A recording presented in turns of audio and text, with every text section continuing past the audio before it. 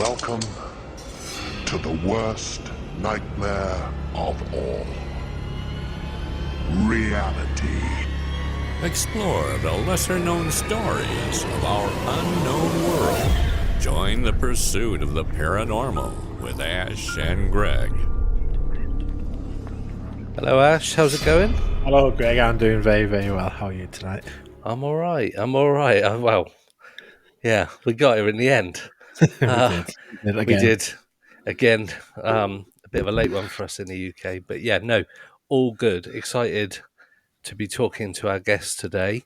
We're going to be talking about Bigfoot, which is an episode we haven't really covered for a little while. Yeah, not properly. So tonight we are joined from Mike from Shadow of a Big Red Eye. How are you, Mike? Oh, I am great, and I am loving the accents. This is like amazing. This is lovely. How are you guys doing tonight?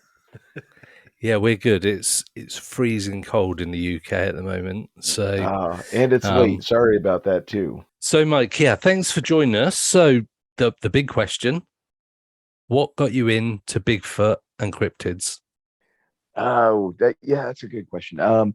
It's one of my favorite stories to tell because I was not into Bigfoot at all. I got into Bigfoot watching. I was working at a beach resort in Sarasota, Florida, right? And finding Bigfoot was on TV, and they were like, "If you want to come out with us, email us, and you could, come out." Awesome. And I was engaged at the time. I did not tell my fiance what we were doing. So I was like, this is going to be like, an awesome pre-wedding, camping trip. And this is the first time that I've ever been camping before my entire life. Wow. So yeah, I was very like sheltered growing up, very indoorsy, very like video game related. Anyways, so about 2 weeks before this trip comes up, and I'm getting camping gear and I'm acquiring a lot of stuff. And my fiance at the time is like, "What are you doing?" And I said, "Hun, we're gonna go look for Bigfoot in North Florida." And then before the trip, we broke up. So I don't know if that was because of the Bigfoot trip or other reasons, but it ended up I had to find some. I moved to Tampa and I got a job. I'm an EMT. I work on an ambulance. Okay. So I asked one of my partners, "Hey, this is a weird question, but I got like a week before this trip, and you're the weirdest person that I've met while I'm in Tampa. So I'm just going to go for it. Do you want to go look for Bigfoot in North Florida?" And he said, "Absolutely. I've always wanted to do that." And we are best friends to this day. Awesome. So we go up to North Florida, and nothing happens at all. It's 3 nights and 4 days of hiking and talking to witnesses and stuff, which is really cool. Meeting very like-minded people, but nothing happened until the last night. When me and my friend Jimmy, we were watching a meteor shower. Because living in the city of Tampa, we kind of lost respect for the night sky, I guess, if you will. So Yeah. so it was nice to be in the middle of nowhere and see that meteor shower. It was glorious. But we hear a tree knock on a tree, and this is what Bigfoot do, is they knock on trees. So I was like, "Oh man, that's awesome!" And then I instantly thought, this is somebody that put on this expedition, because nothing happened so far, and we paid a lot of money to come out on this thing. So it's somebody out in the woods just knocking on a tree, trying to get like their money's worth out of. And then about 5 minutes later, another knock from the complete opposite direction, and I'm like, "Man, these people are pretty good, right?" um, and then like we were sitting there, about 5 minutes later, a fist size, maybe like a mouse size, like a laptop or a computer mouse, if you will, sized rock comes and crashes through the canopies. You hear it come down through the pine forest. Wow. And it lands like 10 feet from us. And I'm like, absolutely not. This is how horror movies start. Nope. I'm out of here. Don't want to do it. My buddy's like, well, if you want to, sleep in the car, you're more than welcome to. And by the time he said that, I had all my camping gear and my tent and my sleeping bag, and I was just running to the car. And he finally talked some sense into me after being in the car for like 45 minutes. It's like, Mike, we could be having Bigfoot activity here. Like, they're knocking on trees, they're throwing rocks. This is all Bigfoot stuff that they do. And I was like, fine. So went out, sat by the fire, and over the next like 15 minutes, 4 more of these fist-sized rocks come and land 5 to 10 feet from us. Wow. Right. So I'm thinking these people are crazy.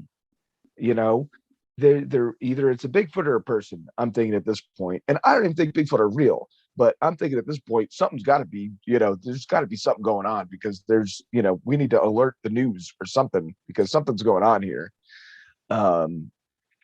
And my buddy's like, I'm going to throw one of these rocks back at it.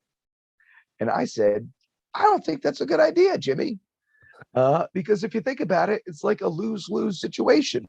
Either it's a person or a Bigfoot.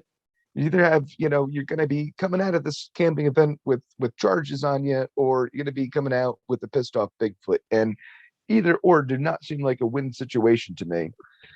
So anyways, he throws the rock back at it, and I knew it wasn't a person, because a laptop-sized boulder came crashing down through the canopy and landed 5 feet from us. And then everything stopped. That was it. We took measurements the next day, and the closest it could have been, whoever was throwing that object, that rock, was like 75 yards. No other people that we were camping with experienced anything that night. But it was enough to get me interested in the subject enough. 13 years later, I'm here talking to you guys. Wow. I mean, that must be that'd be absolutely terrifying. Like, to think there's something like, say, whether it's a person or a Bigfoot, there's sort of these rocks, when it first started happening, these rocks coming, landing literally feet away from you, like in the middle of the night, in the middle of nowhere. That is horror movie stuff. That's terrifying. Yeah. Well, even the scarier thing is, in North Florida and in Florida in general, is they do have a very small species of monkeys that do throw rocks. So it could have been a monkey, except for that last one, that laptop-sized boulder.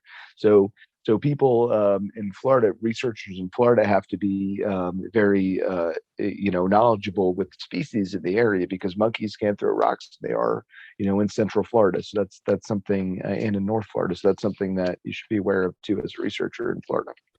I did not know that there was wild monkeys in Florida. Mm-hmm. Fun fact for you is what happened. They were filming I think it was an Indiana Jones movie, and they were on an island, and they were filming with monkeys, and they didn't realize the monkeys could swim. And that's how we have a population of monkeys in Florida. Wow. Because of Indiana Jones. Go figure. Wow. Well, there we go. Every day's a school day. But so, yeah. That's really thrown me. It did. Yeah. But at least you had that information to recognize that there could be something else throwing. Yeah. So, because we speak to a lot of people, and one of the big things that comes up is you got like social media and people posting shit up all the time, to be fair. You love the red circles around everything. That's my favorite. Yeah. Those red circles.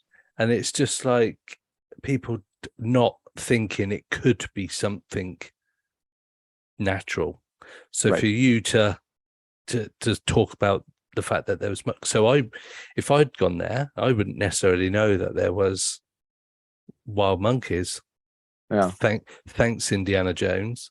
Yeah. Um, Well, and another very interesting Florida thing is Mm. peacocks. There's wild peacocks in Florida, and they sound okay, absolutely horrifying.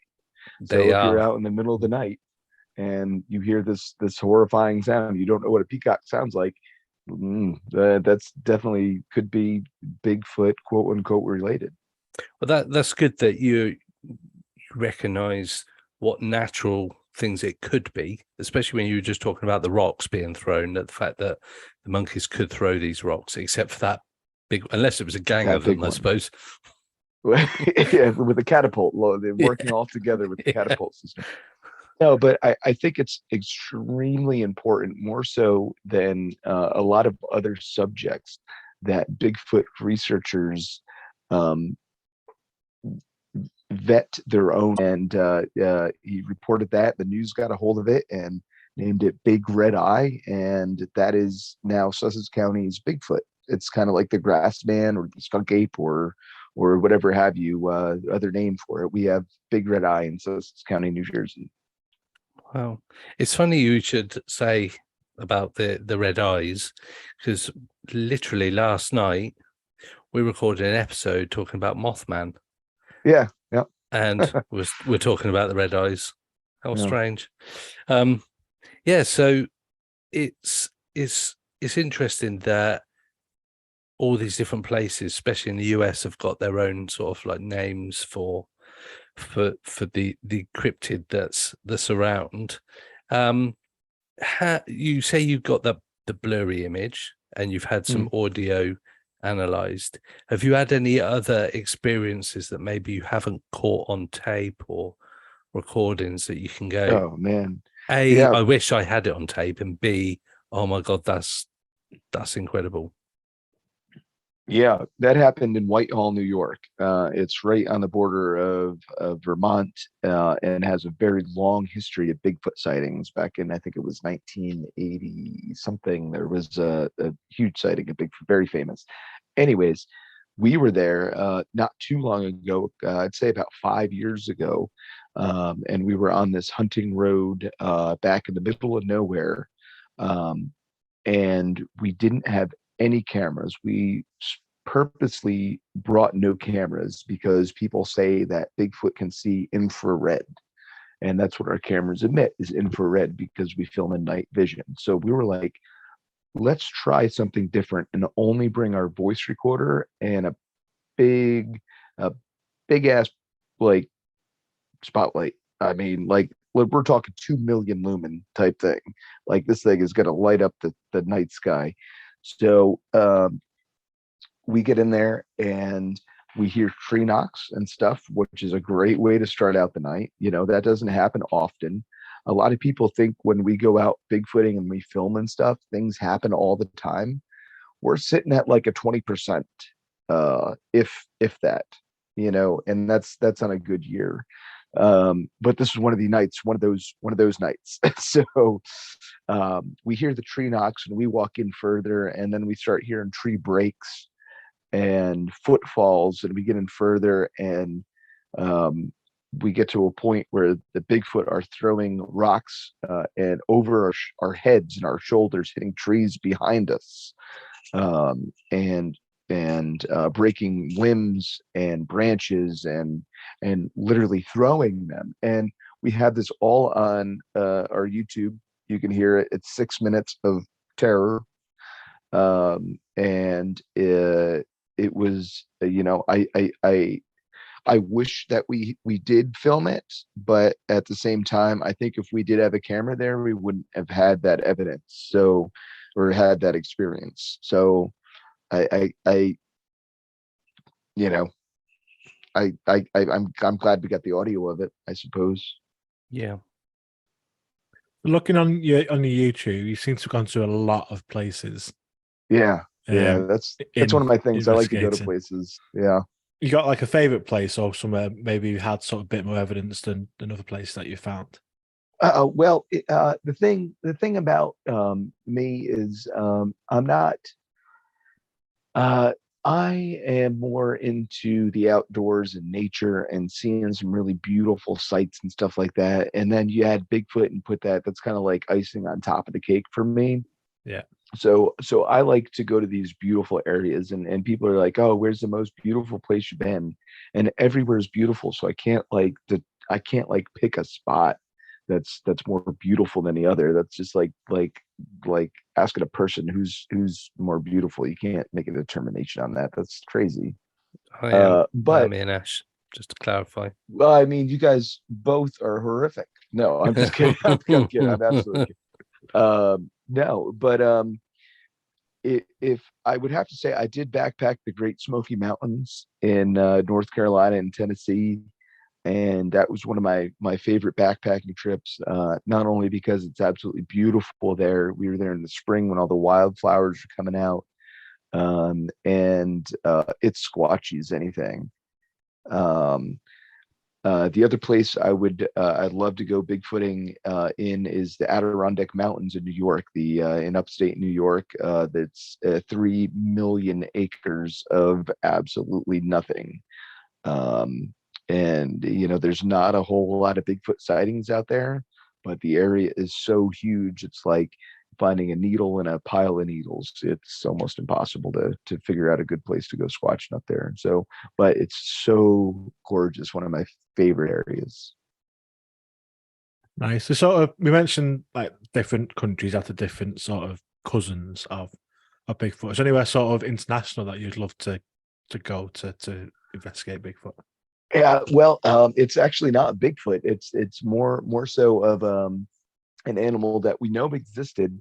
I would love to go to Tasmania and investigate the Tasmanian tiger. That would be one of the coolest things, because I think they're still out there. And for those of you that don't know the story of the Tasmanian tiger, I believe it was 1958 or so. The Tasmanian tiger went extinct, and to this day there have been sightings. And there's a team out there that's currently investigating all these sightings and stuff, and they're really on the ball. And I would love to join them one day. But that's if I could pick anywhere to go bigfooting, it would have to be Washington State in the northwest of the United States. That's a hot spot for Bigfoot activity, and that's just where it'd be more unusual not to have a Bigfoot sticker on your car up that way. So the question for me is, what do you think these creatures are? Because there are the different variations all over the world, and we done an episode on Yowie in Australia. Yeah. Uh-huh. And we've spoken to people about all the different types or relations or distant cousins of Bigfoot. Sure. What do you think these creatures are? Do you think they are so we've spoken to people about them being interdimensional. Mm-hmm. What's your take on it? What do you think they are? There's another theory that they could be related to aliens and UFOs. There's another theory that they're related to paranormal aspects of things. I am of the biological branch, where I think that a Bigfoot is just kind of like a squirrel, a turkey, or a chipmunk or something like that, where they do exist the way we do, that they don't have any special abilities, nor can they possess any special abilities, type of thing. And the reason why I think that is because the evidence that I found footprints and physical evidence of Bigfoot, something that's a non-physical creature, or that has I don't know. There's many questions, and you can get into that, and that's we talked about going down rabbit holes. I mean, that's a rabbit hole we can go down if you'd like, but I'd prefer not to. Fair enough. Obviously, Greg and I are in the UK, which is obviously pretty small country compared to obviously how big North America and the USA is. So you done any sort of looking into or research into whether we've got anything here in the UK, or what would your thoughts be on that possibility? Well, I haven't gotten an invite from you guys yet, so I'm waiting for you guys to invite me over, and then Fair we could point. definitely go look for the UK Sasquatch. I've heard that you guys have black cat sightings over there a lot. Yeah. That's one of your main things over there is the black cats, which intrigues me as well. Yeah, we do have a wild man as well as the black cats. The black cats have been something that I've I've grown up had a with. black cat sighting. Yeah, crack on. Explain us. So I used to work night shift in a casino, and I was working on Saturday night, so coming home at like 3 in the morning or 4 o'clock in the morning on a Sunday morning, so completely dead, no other cars. And driving through a place called Burton Wood. Anyone near might have heard of Burton Wood. Anyway, it's not off, so it's not far off the motorway. So driving along, and I'm just in the ahead of me, just like a roundabout, and then further on, I just saw it in the middle of the road, size of a large dog, like a Labrador or golden retriever, something large dog, but it was a cat. You could clearly it walked like a cat. It didn't walk like a dog. Just in the middle of the road, as I came around the bend, so I went off the side and then into the trees on the side of the road. So I was driving off. It's like 4 in the morning. So I actually pulled over a little bit further ahead just to think, what have I just seen? And then I started to get really like, it's 4 in the morning, there's nobody about, I'm on my own, it's pitch black, it's dark. I got a bit creeped out and I was like, I'm going to text my partner and said like, remember this date and time because I just saw something and I want to remember the date and time. And I got a bit creeped out, so I just drove home. Kind of forgot about it. Big cats wasn't really something sort of on my radar. It sort of like went to bed, woke up next day, kind of didn't think about it. A couple months later, my brother and his girlfriend came round and they were on about the subject of sort of sightings and weird stuff. He just came back to me. He's like, oh, I saw something like a big cat, large cat type thing. So went back through messages, found the date and time. And I just Googled big cats, Burton Wood. And there's loads. There's like 3 or 4 newspaper articles in the last couple of years in that exact same place where I had seen mine. Do you remember your date and time of the sighting? I'd have to go through my messages. Oh, it's probably about all right. 5 I thought you were years going to ago. impress me with the date and time. No. That's awesome, though. I was kicking myself though because I've been planning to get a dash cam for probably 6 or so months, but never had got one, and that would have caught it on the dash cam. That's it. That's all you got to get. So badly. But yeah, so big cats in the UK, especially where I live, actually around Chester, a place called Chester Nelsmere Port. They seem to have a lot of big cat sightings, and I mean there were used to be kept as pets until it's about 20 years ago when it became illegal to keep them as pets. So a lot of them got released into the wild. So that could explain why we've got sort of a population of these sort of exotic cats. But that's pretty interesting. That's cool, though. Yeah. So yes, I saw one, but I believe I saw one. So whilst we have big black cats and big cat sightings, we also have small dog sightings as well. So Ash has also had an experience of small dogs in the middle of nowhere that should not have been seen. So have you heard of oh my God, Rendlesham Forest. So Rendlesham Forest had a very famous UFO incident in 1980 where over the course of a few nights there were military witnesses with voice recordings of this UFO that was in the woods in RAF Bentwater. And in the forest, Ash went there for a visit.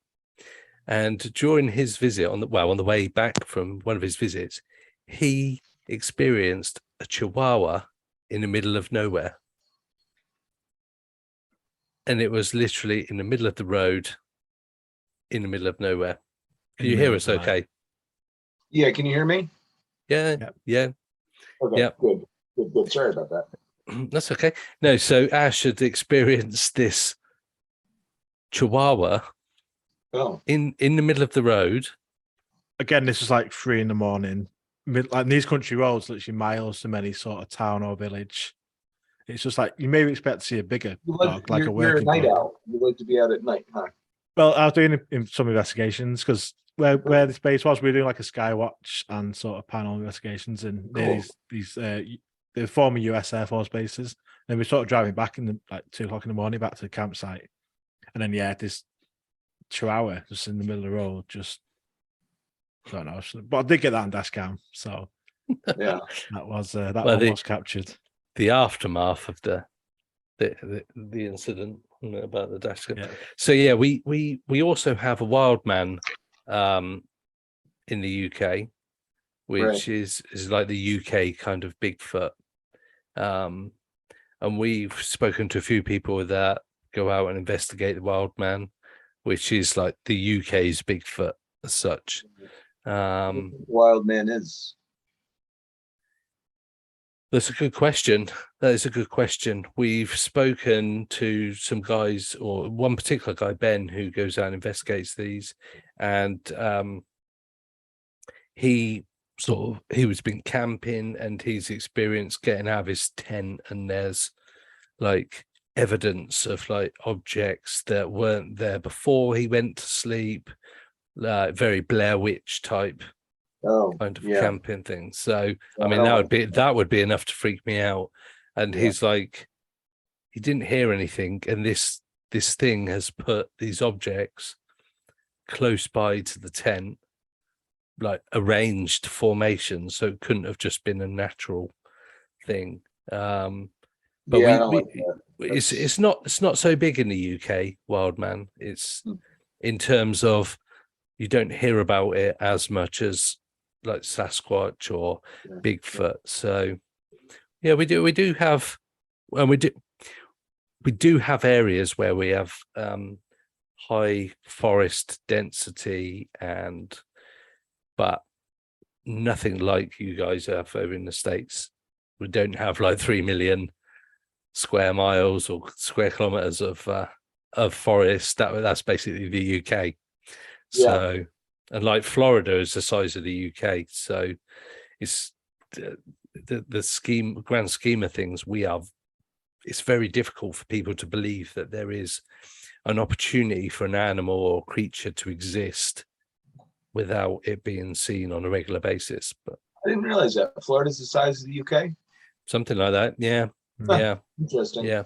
Yeah. You can drive from the bottom of England up to the top of England into Scotland in about 12 hours. No, like 6. What? 6 hours. Yeah. Oh yeah, it must be actually 6 hours. Yeah, 6 hours. So you can get anywhere in a day, like literally anywhere in the UK in less than a day. You can just drive and get there in a few hours. It's very small but very densely populated. Yeah. So it's obviously there's lots of built up areas don't really have the open like forests and parks that America has. Which is why it creates that, well, how can there be a Bigfoot creature if we're so densely populated? And like you're never normally more than an hour or 2 hours away from the coast, so you even right in the middle of land. So what's really interesting about densely populated is New Jersey is the most densely populated state in the US, and we have the 4th highest Bigfoot sightings in the country. So you have to ask yourself, why is that, right?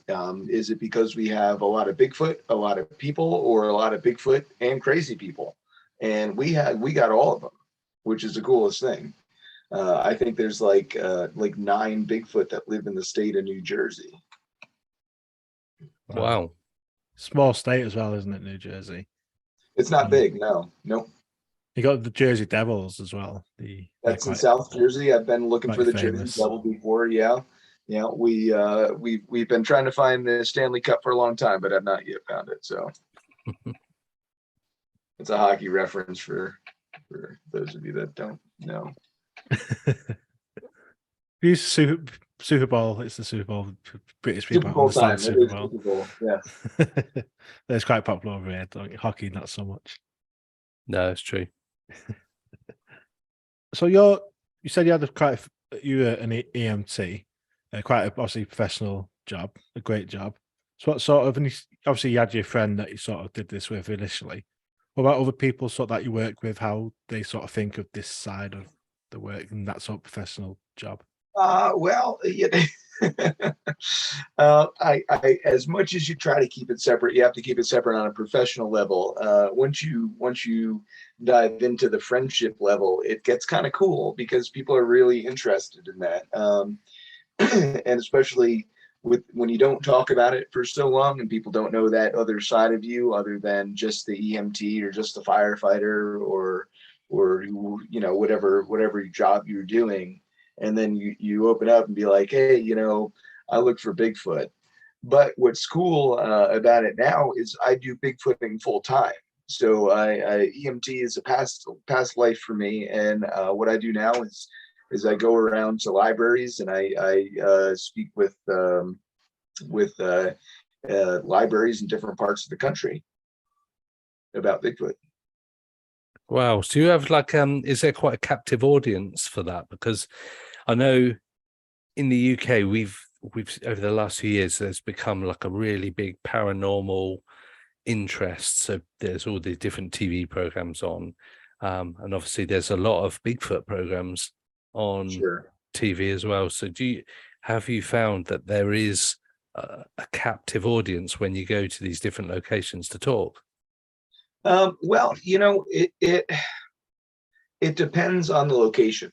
I got to be honest. I've done Bigfoot presentations in pretty urban areas where there have been not the best turnouts. It's been kind of more so. I've actually had a person in a very urban area come and ask me, where's the Bigfoot body? They want to see it. And hello. And I was like, what Bigfoot body? We're not doing that thing. And then she walked out. But I think the best is going to these very rural areas. I have a trip coming up in Maine where I've been looking at some of these libraries, just looking at the outside of the building that I'm going to. Yeah. And it's an outhouse with books in it. So I'm excited because that's going to bring these people that have never talked about Bigfoot before or never experienced, been able to get their experience and talk about their experience if they've had one. I've had so many people come to these library events say, hey, I've never told anybody about my Bigfoot experience, but this and this and this happened. So it's the coolest thing. Definitely. It's I'd love to have something like that in the UK where people go around and talk about Bigfoot. Well, again, if you guys want me to come over, yeah, you're more than welcome. I'll come. It's right in itself, isn't it? It's right in itself that it seems like need to do it. We need definitely. I was looking at, so you got like the tour on your website with like in Georgia, Florida, Carolina. Yeah, just add the UK onto it. Why not? It's quite a full-on tour. Why not just why not? It? Right? UK. That sounds good. We'll make it an international tour. Oh, that sounds great. World tour. Oh man.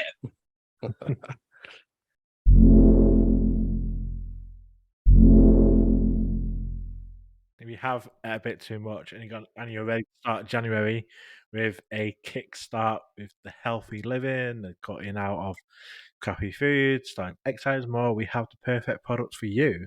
We do. It's a portable blender that delivers game-changing technology to make smoothies, shakes, mixed drinks, wherever you go. It's called BlendJet, and they ship worldwide for free. And awesome. If you use the link below in the show notes, or go on their website, which we'll put the notes on as well, and use a promo code that we will issue you with, you can get 12% off and, as I say, free worldwide delivery. So there's no excuse not to start 2023 with a bang. Awesome. And it is on offer on the website at the minute, and you get an extra 12% off with our bonus code. Yeah, and that's automatically applied at your checkout as well, which if you use our link, which is cool. And it all helps to support the the podcast. So if you're going to buy a blender anyway, buy one through us, help us, and get a discount as well. Yeah, awesome.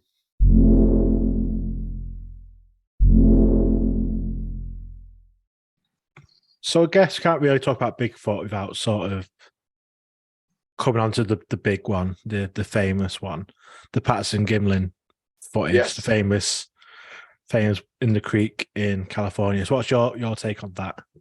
Yeah, the Bluff Creek of 1976, I think it was 1972. But that was when the Patterson Gimlin Big Patty was walking through Bluff Creek in California, Northern California. I think it's legit. The reason why I think it's legit is it hasn't been disproven yet.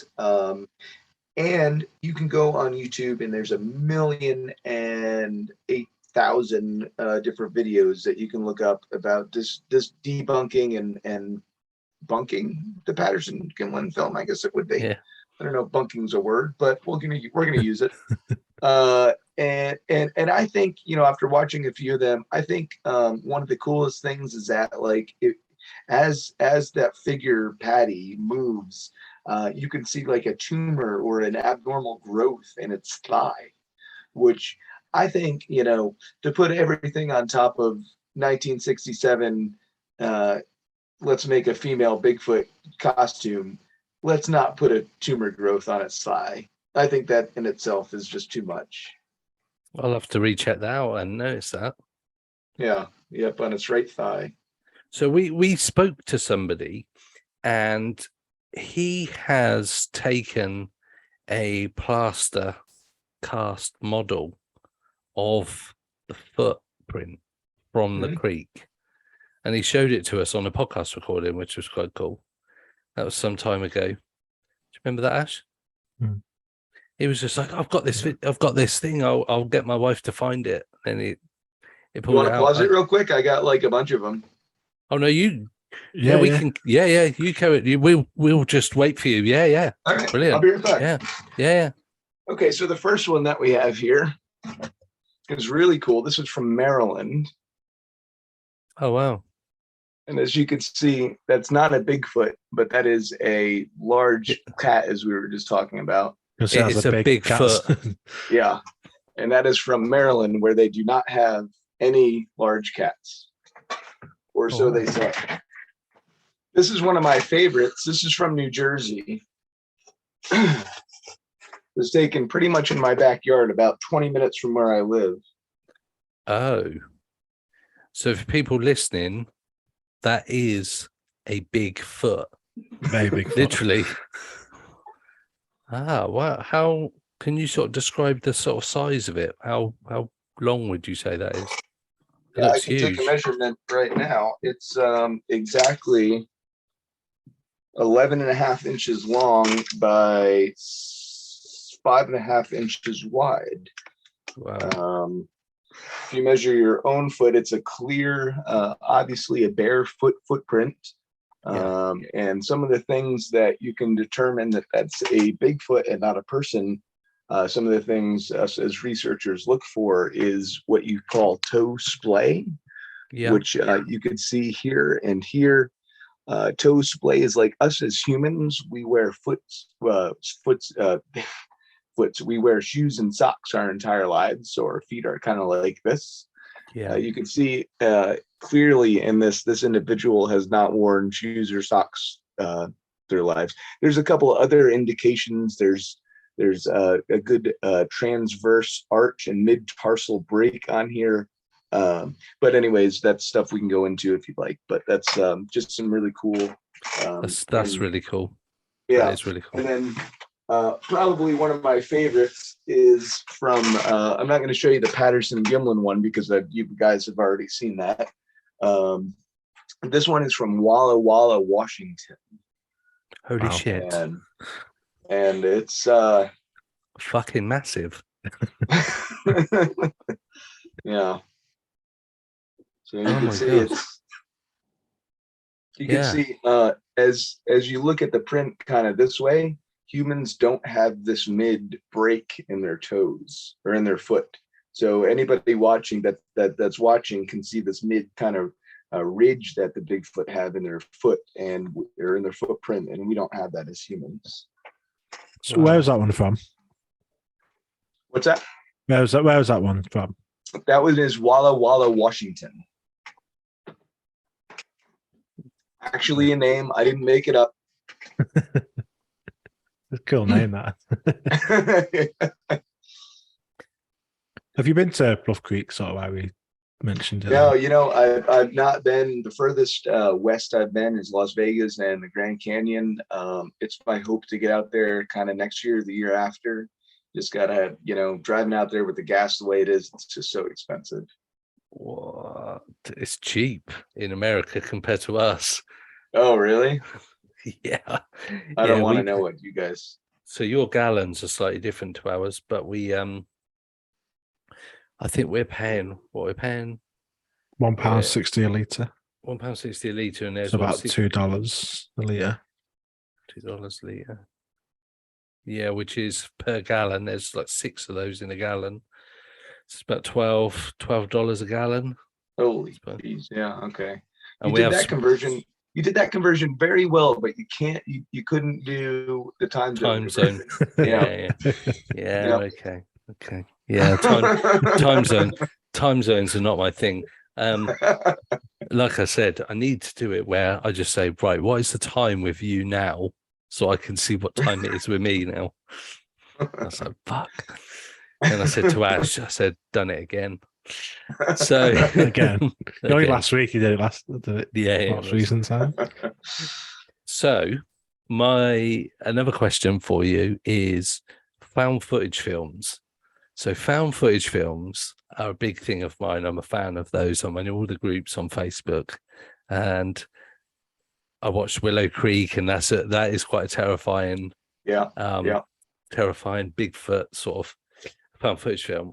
What film or found footage film have you sort of watched and you thought, well, that's going to be the most realistic interpretation, if at all? If you haven't got one, that's cool. There's not that many. You see, because there's a new one come out called Tahoe Joe. Oh, I've not heard that. I've not seen it yet either. I think it's just come out, and that's about Bigfoot. So I think I would like Bigfoot to be a Harry and the Hendersons. I think that's kind of the way I would like to come across a Bigfoot. But I would probably venture to guess that it's more like the movie Exists. I don't know if you've seen Exists, which is I would not recommend watching that before going out camping. It's quite the opposite of Harry and the Hendersons, really. It really, if you could if there is any way to make a mash of them, that would be what I think Bigfoot would be. So take that as you may, and have those horrible nightmares as you will. So we've spoken to some documentary makers several times about documentaries that they've made, and one of them is where they talk about Bigfoot, and they interview a lady called Sue, and she believes that Bigfoot is, or they are, sort of like keepers of the earth, and like they look after the earth. Sure. And that she's had experiences where telepathy has been used to communicate between cryptids and humans, and saying that they're here to guard the earth. Is that something you would subscribe to? I know you mentioned the fact that they could just be these things. Yeah, What's interesting to me about that is you bring up the guardians of the earth and the guardians of the forest and stuff, and most, if not all, Native American tribes in the United States have this guardian of the forest as a Bigfoot type creature. When you go to telepathy, that's a whole different kind of subject that I don't kind of get into or involved with too much, because that's on my verge of not biological things. Cool. But when it does come to the keepers of the forest, I think there's a Bigfoot legend up here in the Lenni Lenape called the Missing, who is the guardian of the forest. And if you hunt with bad ethics, or if you are disruptive to the forest and cut down trees that you don't need to, the Missing or Bigfoot will come and it'll give you a drought, the whole tribe a drought and stuff. Or it'll come in and the disruptive children of the tribe, it'll come and scare them when they go out in the woods and stuff. So there's a whole different different beliefs in the Bigfoot category. But I think it's super important that's where it kind of, if anybody were to know what Bigfoot are and who Bigfoot are, I think it would be the Native Americans. Cool. There's quite a lot of these legends, especially even in other countries. Like when we did the Yowie episode, it's similar there, where it's like the native Australians hundreds of years ago sort of described the same sort of creatures as they were in North America, whereas there's no way that they could have like communicated with each other, yet they both sort of have the same legends, which is makes it more. What's even you take the Native American to another level. And those Native American tribes didn't communicate with each other. However, they all had a story of an 8-foot tall bipedal hominid roaming around the woods. That, to me, if that doesn't, if that's not fact right there, then I don't know what is. I think sometimes you need to look into the past and see, like you just mentioned, these different tribes, different peoples from around the world having similar experiences. And it's not like now where you could just Google it and see that it's happening. They did not know. It's very siloed, and they all have that. When they did get together and were able to communicate with each other, it was kind of like, hey, I want your stuff, I'll give you some of my stuff type of thing. It's not like, hey, did you see that big guy in the woods the other day? It was more kind of let's do this trade type thing instead of telling folklores and stories. Exactly. Yeah. So, and I mean, you've got similar things where you look at ancient monuments and all over the world, that there's these like pyramid type structures that people have been building. It's like, well, how are they all so similar when they're so far apart? So these kind of stories, it makes you wonder, and like you say, it kind of legitimizes it, because there was no internet, there was no TV, there's no way they could have found out apart from talking to each other. And like you say, the first conversations were, oh, let's trade these things for these. Not oh, do you have this strange thing walking around the woods? Right. And they go, what do you mean? That'd be even freakier if they hadn't seen it. Yeah, if they say no.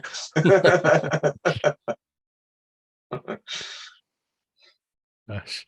Greg mentioned films. I want to briefly just touch on sort of TV shows. There's a lot of Bigfoot TV shows, Finding Bigfoot, Exorcism Bigfoot, On the Trail of Bigfoot, and so on like Discovery Channel, History Channel, Travel Channel, all these places.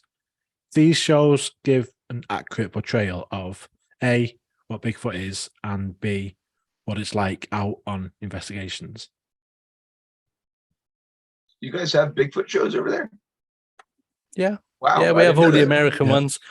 Yeah. Mind blown. I think it's really some of the shows are really good, most of them are terrible, which is why I decided to make my show In the Shadow of Big Red Eye. I've had a history in video editing, and after my first Bigfoot encounter back in Florida, I really got into watching all the shows on TV. And then I started going out with my friends, and we started doing our own research expeditions and stuff. And what I found was what they portray on TV is totally the opposite of what Bigfoot expeditions truly are. So what I wanted to do is make my own show and say, hey, this is what they truly are. This is what Bigfooting really is. And I think I did a pretty good job. Everybody seems to enjoy the show. Some of the shows that I really do enjoy on TV are Les Stroud Survivor Man Bigfoot. That's one of my favorite episodes that kind of series that he's done as a Bigfoot episodes. Cool. I mean, obviously, when it's obviously on TV, they do have to get pressure, I guess, from the production companies to Of course, yeah. get it entertaining and stuff. And obviously that comes across. I think I can't remember what show it was where it was like a game show and it was like split into pairs, and whichever pair gets the best evidence, they get voted off each week. And then the winning one gets like £100,000. Bigfoot Bounty. Yes, $10,000 Bigfoot Bounty, I think it was. Yeah. That's a crazy show too. That was interesting. So I had the guy that said he'd shot and killed the Bigfoot. Yeah. He became a bit popular in his own right, didn't he? Because of that, obviously, that claim of shooting. Yeah, Rick Breyer. I don't even like to say his name because he's been, a big hoaxer in the field. But he said he shot a Bigfoot and then embellished it a whole lot and went on tour with the thing, I believe. A body of something or another. I don't know. It's crazy. I guess with all sort of aspects of the paranormal and stuff, there's the people that, the hoaxers, the grifters, people obviously create a story. Oh, I can sell a book. I can make a TV movie out of this. And so it's hard to obviously separate sort of the real from the fake on that side of stuff. Because especially when there's no probably actual scientific evidence, it's hard to sort of pin it down. Well, I think that's the coolest part about it is because there is no right way of doing things. That's the best thing about Bigfoot is there's no right or wrong way of doing it. I have my ways that I like to go and investigate because that's the ways that I've found that have worked for me. Other ways that other people do it, I've tried and just don't work. I mean, it's nothing bad against that, but it's just they don't work for me. Just kind of like the biological Bigfoot theories. That's the reason why I think they're biological. Is that's the evidence that I've found. But I think it's super it's super cool to be able to go out and just be able to anybody just being able to go out and do investigations is just stupendous. Is there anything sort of official government sort of line on Bigfoot? Is there any sort of like official government sort of stance or involvement on Bigfoot anywhere? Nothing. Very silent. I think I don't get into government conspiracies. That's not my thing. However, I will say that the United States government did release the UAP phenomenon thing not too long ago. And I think that may be kind of a soft release for, hey, you got a 1,000-pound bipedal hominid that's in your backwoods somewhere. So that very well could be. I think if and I say if because I don't know if Bigfoot's out there, I've never seen one. So I don't know. I'm sitting at 70% that they're even real, which people, I say that to people and they think I'm crazy because I've devoted my life to this. But if they are real, I think within the next year or two, with all the technology that's coming out with the thermal drones and stuff like that, that's how we're going to be able to capture evidence of a Bigfoot is through a thermal drone, 100%. Cool. So where can our listeners find your website, information about your tour and your YouTube channel? Yeah, it's very simple, shadowofredeye.com. You can find everything on that. That's my webpage. YouTube is at Shadow of Red Eye, and so is my Instagram. You just saw our Instagram person back there. She does an amazing job. And we have our Facebook is In the Shadow of Big Red Eye. And our YouTube is, like I said, at Shadow of Red Eye. That's kind of our bread and butter of what we do. Amazing. Well, thanks, Mike, for sticking through all the tech issues and taking time to come and chat to us tonight. No, I'm glad I stuck through it because this was a great interview. I had a great time tonight. Thank you so much, guys. Yeah, appreciate it. Thank you so much, and sorry about the time zone issue. No worries. I'll take the blame for that. Again. Appreciate that. Thank you very much. Pursuit of the Paranormal with Ash and Greg.